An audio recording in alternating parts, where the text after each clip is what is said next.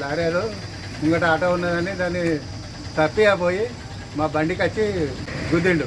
గుద్ది వరకు ఏం కాలేదు. వెనుక ఉన్న వ్యక్తికి ఈ దెబ్బలు లాగినాయి. ఇంకా లాస్ట్ ప్యాసింజర్కు ఇంకా అందులో ఒక ముసలామెకు కూడా చిన్నది ఆగినట్టున్నాయి. ఆమె ఏం చెప్పకుండానే అన్ని మీద గాజు బక్కలు పడ్డాయి అనుకుంటా ఉరికింది. వేరే బస్సు రాగానే బస్సులు ఎక్కిపోయింది. ఎంతమంది? అయితే ఒక ఈమెకు ఉన్నాయని ఊరైనా చెప్తుండు.